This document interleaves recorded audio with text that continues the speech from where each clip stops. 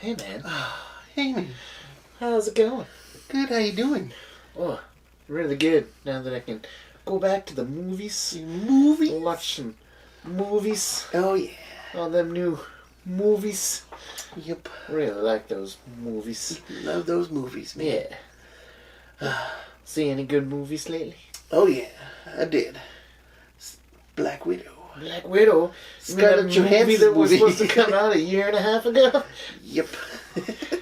Yeah, I saw that too.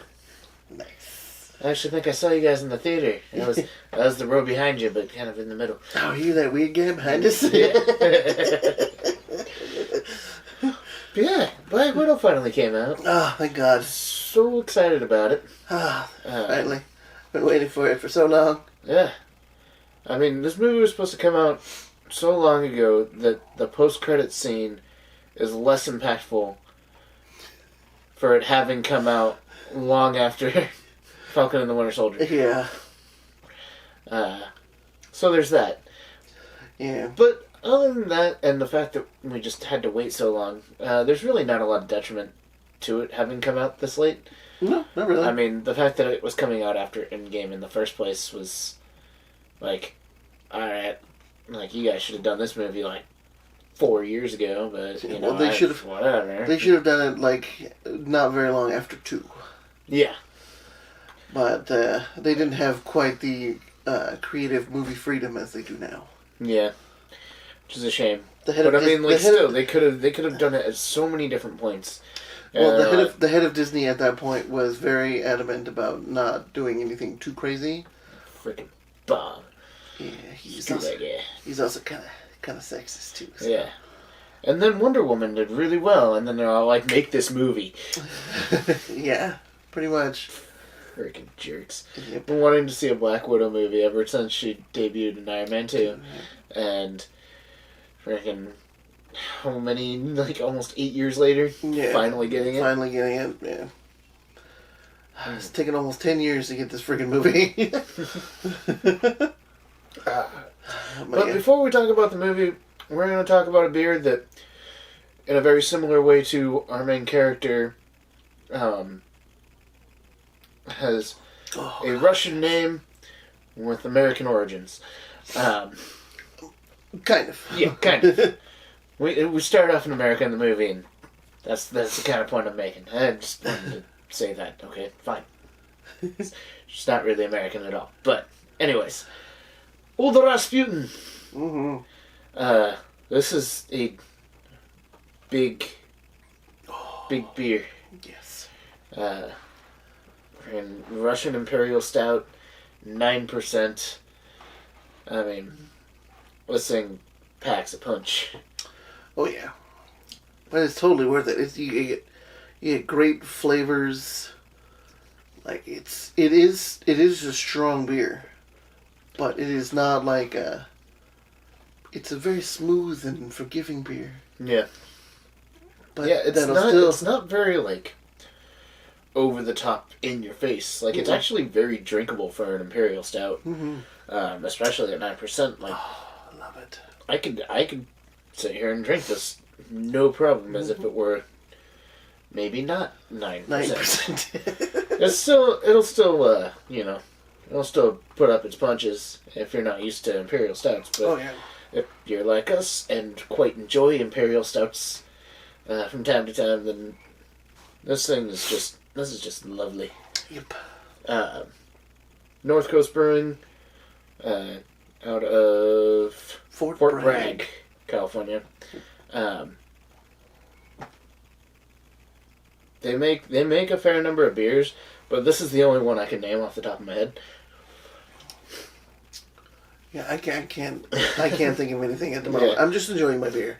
Yeah, me too. I've been looking forward to this for months. Yeah, seriously. We got this beer while it was easily available to us. Mm-hmm. It is still pretty easily available to us. If you go to like Bevmo, Total Wine, places like that, they'll definitely have it. Mm-hmm. At least in California. Yeah. So these guys are still independent, so they're not going to have like massive distribution like the bigger companies, but worth it. Totally worth it. Absolutely. Yeah. This is all roasty, dark chocolate with coffee, but not like overly bitter. No, it not almost kind of like, if it had like a little bit more sweetness, it would remind me a lot of like a tiramisu. Yeah, definitely. Yes, that's very, very true. Oh, I love tiramisu too. Tiramisu's great. Yeah, it still has that bitterness though, but it's not like it's not like aggressive. It's not like overwhelming. A lot of other stouts. Yeah, exactly. Especially like stouts from California, like Stone makes a lot of imperial stouts, and they tend to be very aggressive, very bitter, very in your face. But they also put in a lot of like really bold flavors to kind of go with that bitterness. These guys are just making a straight up imperial stout that's very drinkable. Oh yeah, and that's very impressive. Like, this beer has been out for quite a while. Probably one of the older imperial stouts from California that you can find, and like, it still holds up to any other imperial stout that comes out nowadays. And it's more on the simple side. It just in this terms just of so what much. a lot of them do. But Yeah, it's smoother than a lot of the imperial stouts that are out there. Yeah. Smoother, like not as bitter. It's the ease of drinkability that makes this so again, so as far as wonderful. an imperial stout goes. Exactly. As far as an imperial stout goes, extremely drinkable. Like, this is like one of the few stouts that if I were dumber, I would chug this. Oh yeah. But I'm like, Same. why would I chug this? This is a lovely beer. I'm just gonna drink and enjoy this. Just enjoy the On the other hand, I will drink this a little bit faster than I would if I were drinking like a barrel aged stout or something from something like super crazy from Stone or Firestone. But man, I still love this beer so much. Yeah, I'm gonna go right out and say it. 5 out of 5. It's absolutely classic, timeless. I mean, it's called Old Rasputin, so you get to say it with a cool Russian accent. Yes. Duh. The labeling's cool. The beer is great. I have nothing but good things to say about it. Yeah. And it tends not to be too expensive. I mean, for a 4-pack, it's usually around $10. I think when we had it at our store, it was about $8.50. Something like that, yeah. So that's on the better side. But for like imperial stouts, for a 9% beer, to get 4 bottles for $10, that's a great price. Not actually bad at all. Yeah, not at all. So, yeah. Honestly, if you haven't tried this beer, highly recommend picking it up if you like stouts. And even if you don't, find somebody that does, and share it with them. Yeah.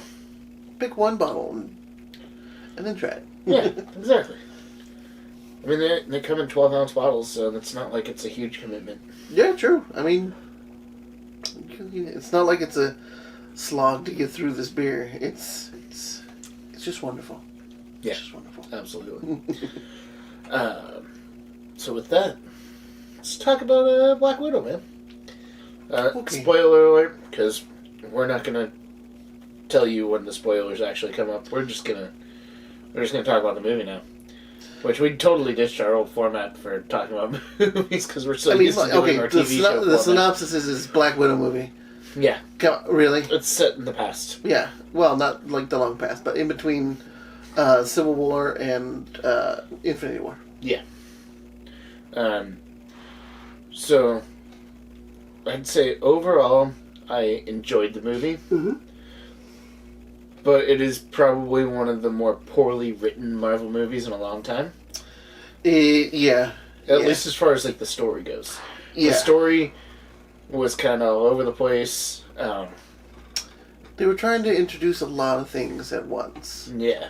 And it worked in some aspects, but for the most part, it didn't really. Yeah. It didn't jive very well. Yeah. I mean, tons of plot holes. Like, ridiculous Fast and the Furious style crashes where it's like... The car chase! Dude, I mean... sorry.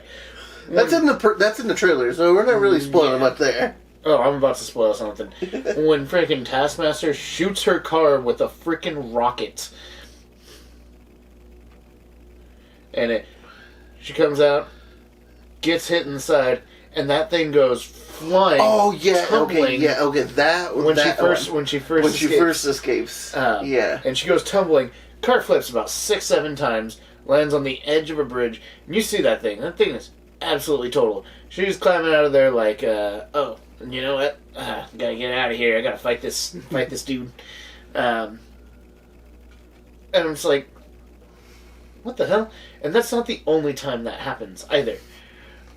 When the helicopter, after they escape from the freaking the prison, from the rest of prison, crashes down hard, and they just climb out of the helicopter like, let me crick my neck a little bit, and stretch my back. All right, we're good. Let's go fight the freaking most powerful man in the world. Okay. So I have to interject a little bit because in comic books, Natasha and all the other widows, essentially, they do have a form of super soldier serum that they get, not to the fullest extent like Steve Rogers or the Red Guardian, who got the actual super soldier one, but to the extent where they have higher endurance, their age is slower, like they have faster recovery, and stuff like that. That's why when you don't really ever see,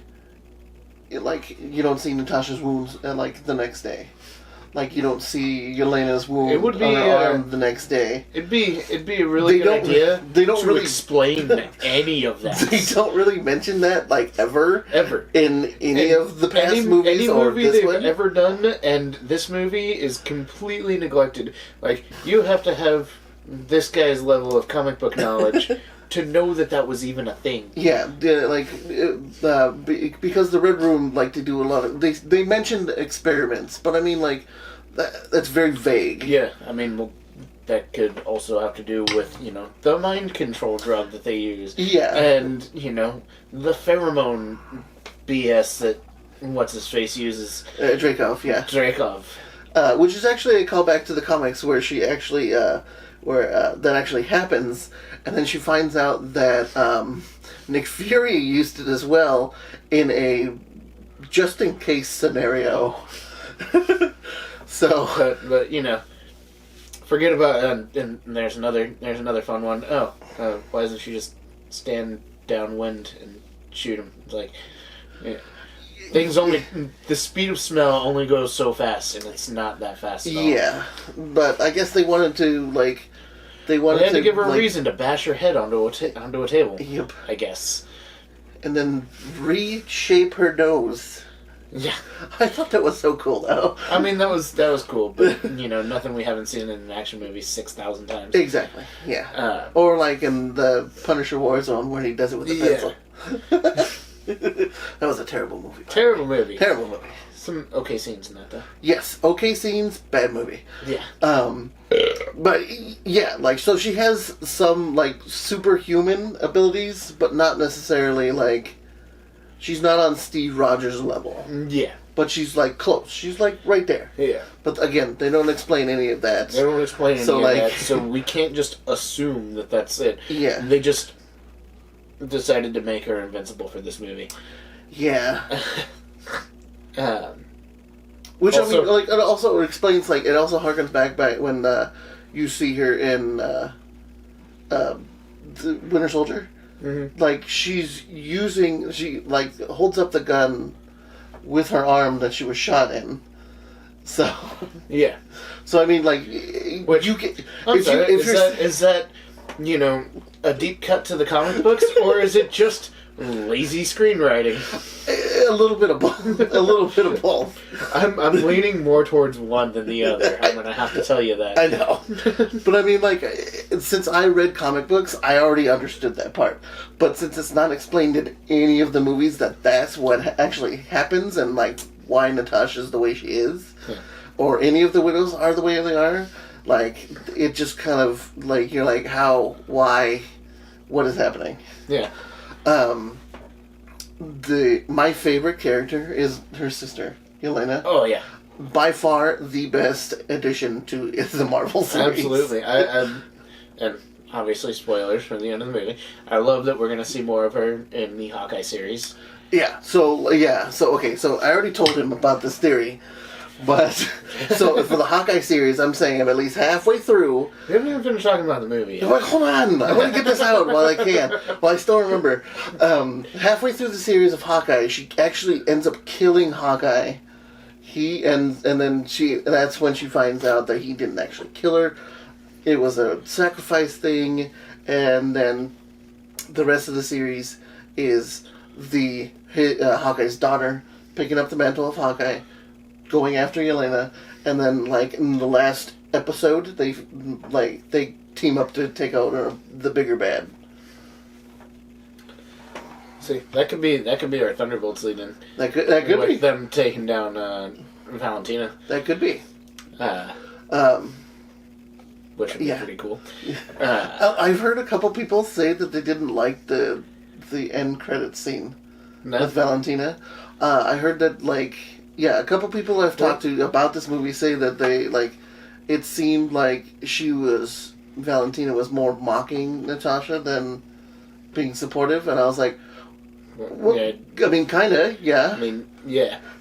I mean, on the one hand, I kind of understand it because that was supposed to be the first introduction to Valentina, mm-hmm. But on the other hand, not only was that not our actual first introduction to Valentina, but we see that exact same attitude and mannerisms when she's dealing with freaking U.S. agent. Mm-hmm.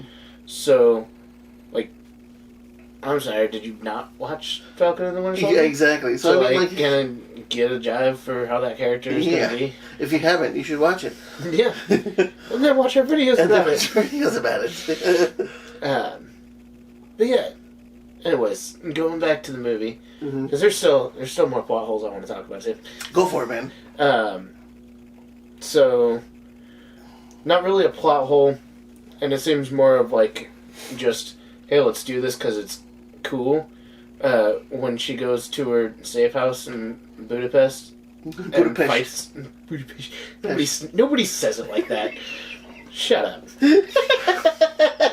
I was like, that's kind of weird, but I mean, she's not wrong. She's not wrong, but you sound pretentious when you say it like that.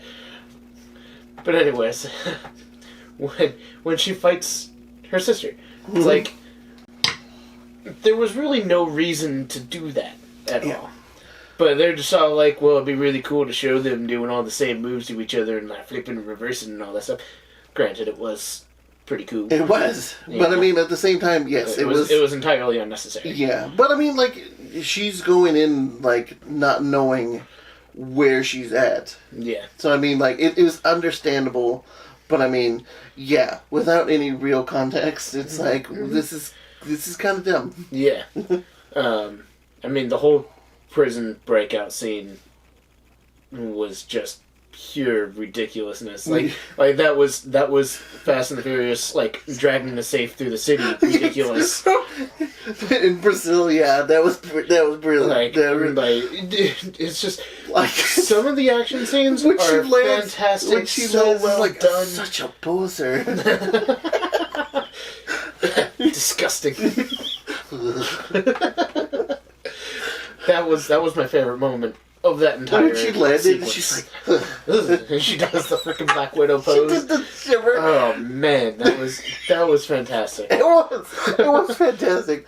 She's well, when you get down real low and you do it with your hair, it's you're a poser. It was so good. It was so funny. And it's stuff like that really saves this movie from ending up just being a really not good movie. All the slow parts that are just dialogue driven really drag the movie down for me. The funny quips, the family part, the whole scene where they're sitting down at the dinner table, that whole scene was excellent. Oh, that was that was fine because there was a bunch of quips going back and forth. Yeah, but like the whole flow of that scene, and like just going into, like the scenes right after them sitting down at dinner, like. Oh, that was really well done. Mm-hmm. I thought those were great moments. But like with the ones like with her and her sister sitting at that table outside, it was too slow. It brought down the movie a little bit too much. Yeah. The only thing that made those scenes better was her sister joking. She's like, "You like my vest? It's got so many pockets." Well, that was a legitimate thing too, though. Yes. I did think it was funny though that, like, because that's a vest that she wears in Infinity War. Mm-hmm. So I was like, why are we getting an origin story to an article of clothing? An article of clothing. Yeah, exactly. It's like, really? Okay. Yeah, and then another plot hole that I felt like they just kind of just randomly shoehorned in at the end of the movie. It's like she gets taken by Ross. Like she gives herself up, and then the very next scene is her getting a Quinjet. And like, what just happened? Like, okay, so what just happened? She got captured, but then she wasn't actually captured because then she goes and frees all the others. Okay, so I think since she basically took down the whole Red Room and like Dreykov and everything like that. I think she made a deal with Ross to help him out, try and find everybody else essentially, like Steve and Wanda and Vision. And while she was doing that, she was really trying to find out where the hell everybody else was. And when they got the Quinjet, that's how Steve got to the raft and broke everybody out, and that's what happened. I get that, but like, she couldn't have just left with her family and then been like, "Hey, I got to do this thing. If you guys are gonna lay low, that's cool. I gotta go save my friends." Yeah. And then that happens. Like, there didn't have to be a part at all where she gets captured. Yeah. That didn't make any sense. And also, another part that leads up to that scene, when she takes down the Red Room, is, blew up the engine, whole thing comes crashing down to Earth, the only people that survive are all the people that we care about, and nobody else. Yeah. All the widows, the whole family, all fine, and then all the other guards and Dreykov and all of them, they're all dead. Yep. So it's a very, very selective crash. You're right. Yeah, exactly. This crash had it out for the bad people. I gotta let the good guys win. My biggest problem with the whole movie was Taskmaster. Yeah. Well, it was my biggest problem. Well, not my biggest problem. All the things that I have been complaining about, it was my biggest problem. Probably all the Fast and Furious style crashes were my biggest problem. But, also, that helicopter, like, how many times did that helicopter get shot? By, like, a 50 caliber mounted machine gun. Mm-hmm. That thing was Swiss cheese and flew just fine. Yep. For a little while. Yeah. Like, and the way she gets up from the pilot seat to go and grab the rocket launcher, it's just, like, very nonchalant, like... The thing's being shot up, and at no point was it even seem like she was in any sort of danger at all. Right. Like, no tension in that scene. There's that whole plot armor thing. Yeah. Like, really? Like, a nick in the leg or something? Like, something grazing her shoulder? Like, something. Come on, give me anything. Don't just be all like, hey, plot armor's activated. She's not going to get hit by shit. Yeah. And that helicopter is going to fly just fine until we need it to not. And then they're going to crash horribly and be just fine. Yeah. Yeah. But, yeah. So those were my big problems with the movie. But... And I still really enjoyed this movie. Yeah, exactly. I mean, there's a lot of... It's a testament to how good the character moments were. Exactly. Yes. The characters drove this movie... Yeah. To be better. Yeah. yeah, I agree with you. They messed up Taskmaster. Okay, so what Not I'm horribly, hoping, but it's still not great. what I'm hoping is they eventually bring actual Taskmaster into it later down the line, where he takes up the mantle after we get mutants, essentially. Yeah. Like, he takes up the mantle, he comes back, and he's actually a bad guy for a little while. Then he ends up helping the, S.H.I.E.L.D. for a little while. And then after that, he ends up helping Deadpool and actually being a good guy and stuff like that. Or at least an anti-hero. Exactly, an anti-hero, yeah. Because, so I understand why they did it, it's just, it was super unnecessary. Yeah, it's supposed to be another character moment, and that's one of the ones that felt really flat. Yep. Yeah, I mean, if you watch movies like we do, and especially him, when you're looking for stuff like that. Oh, yeah. That Taskmaster was Dracov's daughter. And then Natasha thought she killed. But she didn't actually, so it's okay. She's still a good guy.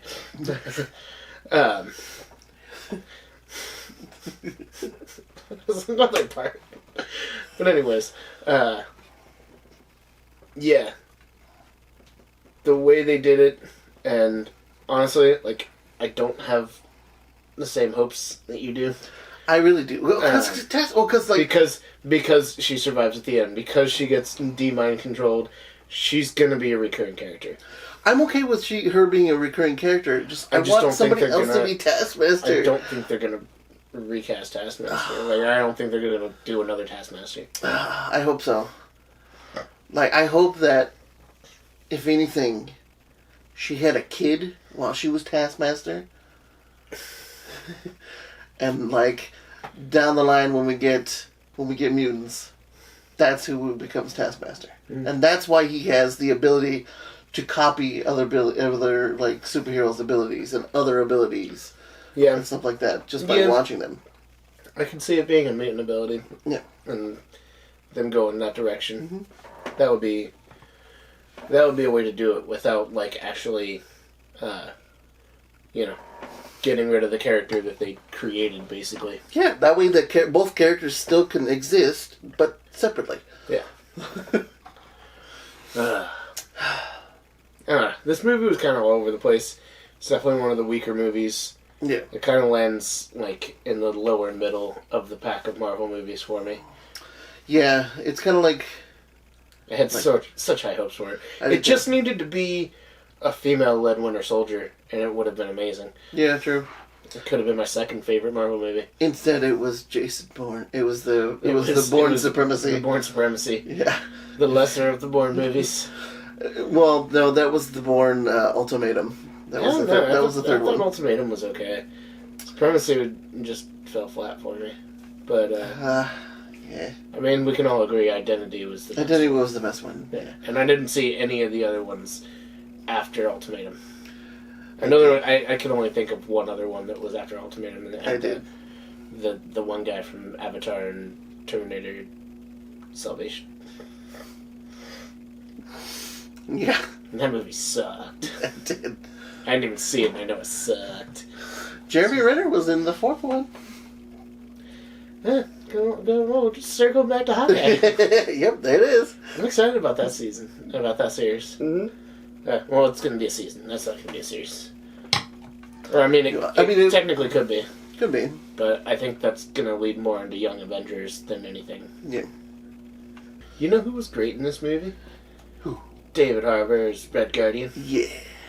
We got to talk about Red Guardian. I mean, I was hoping that he would be good because from what I have seen from Stranger Things, he's wonderful. Yeah, great actor. Mm-hmm.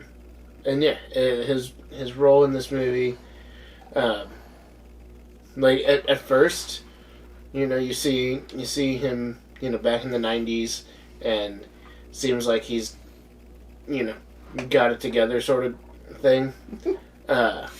And then we see him later on, and he's actually a complete idiot. Pretty funny. Yeah. I see why they went there. And there was no real reason for him to be anything more than that. Just a really boastful, wannabe Captain America nemesis. Does he talk about me? Did he talk about me? Oh, man. It's so good. Like, yeah, he plays an idiot, but, like, the way he does it is just so effective. Yeah. And, like, it's also nice to see, like, the way, he sees the girls, and, like, yeah, he has his own kind of priorities in his head mixed up, but he is genuinely happy to see them. Oh, again. Yeah. He's happy to be able to step back into that kind of fatherly role. Because you could see at the beginning of the movie that he really did care about them. Now, again, that's where you kind of get the first hint of him being an idiot and just giving them up to the Red Room. Yeah. But, No, they did an involuntary hysterectomy.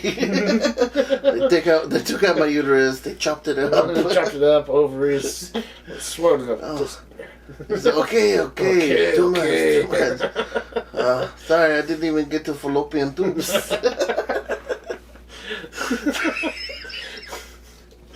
And then he starts singing. Bye, Mr. American.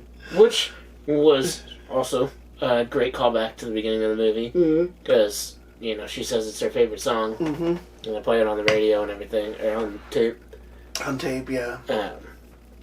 So that was a great callback. It was like when he first started singing it, I'm like, oh, what the fuck is he doing right now? Like, is he seriously just like trying to lighten the mood with a song? And then I'm like, oh wait, no, it's the song beginning of the movie. I get it. I get it now. See, he actually did care. Yeah, like he gave a shit, and that was a nice touch. That was that was.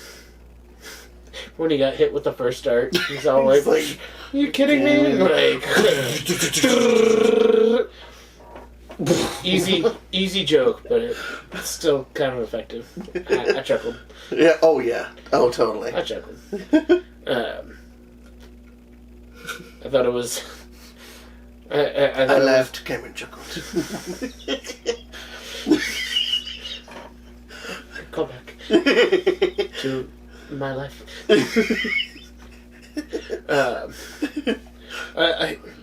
Another scene that I have to kind of nitpick on.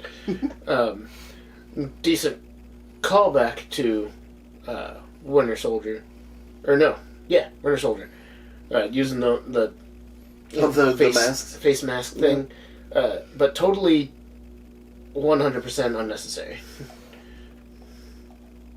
I mean, it got him to the Red Room. They were already at the Red Room. They just went to different places in the Red Room. Yeah, like they had to get there though. Yeah, which they got picked up and put there. Like that was the whole thing. It was like, oh, a twist. Why did they do that? Because they could. It's cool. Call back to the face mask thing. Which is also in Falcon and the Winter Soldier. Yeah. That's used effectively there. Yeah, she turned into a dude. Mm-hmm. Effective. Yeah.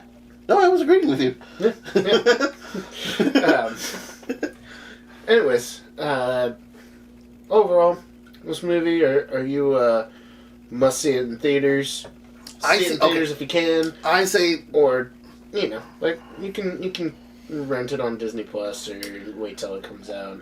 I say if you have the time for the action scenes alone, you gotta see it in the theaters. If you have a good enough surround sound system, see it at house. See it at home. Watch it from Disney Plus. I don't see much reason to see this in theaters, personally. It was a fun movie. I enjoyed it. There was some good action scenes, but I didn't really feel like being in the theater made it any better. You know, thankfully it wasn't as long as a lot of the more modern Marvel movies. Yeah, I was a little surprised by that, actually. Which, it's kind of a breath of fresh air. I can go to the movie theaters. Like, that would be my main reason to go see it in the theaters, is that it's not a 2.5 hour long movie. You can sit through the whole thing without having to get up to go pee at some point. Yeah. Or, you know, like, wanting a snack and just kind of being stuck there for 2 hours. You know, it's just like, hey, here's the movie, play it through, and we're done. Yeah, I had 3 cartons of snacks, and I finished all of them halfway through the movie. Oh, my goodness. I was in a different place mentally when that movie, like, we went into the movie. And so I went through, like, 80% of my snacks before the first 10 minutes of the movie was up. But anyways, if you really want to see it in the movie theaters, I don't feel like it's necessary. You can stream it on Disney Plus. I don't know how much it is. It's probably something stupid like $20 or something. Probably something like that. Even though a movie ticket is $11 in most places. But you get to keep the movie on Disney Plus. Oh, you do? Yeah, it's like it's like a digital download. Yeah. So when they release it for free in a year, you still spent $20 on it. Yeah, but you can own it now. I can torrent it tomorrow. Because I'm not going to do it tonight. We got too much crap to do tonight. So much stuff to do. If you notice in our next video that we're wearing the same shirts, there's a good reason for that. Exactly. So, yeah, I think that about does it. Join us later today for our next episode on Rick and Morty. Yeah. It'll be a day where we get 2 episodes. Yeah, you're getting a 2-for-1. 2-for-1 this week. Yep. Alright, that about wraps it up. So. Here's to you. Here's to me. Friends for life will sure always be. If by chance I disagree, Screw you. Here's to me.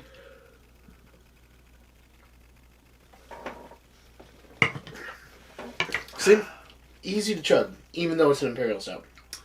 Yeah. Now we're out of it. Well, you got a couple more. I do. But I'm out of it. I'm going to go buy more. Yep. Cheers.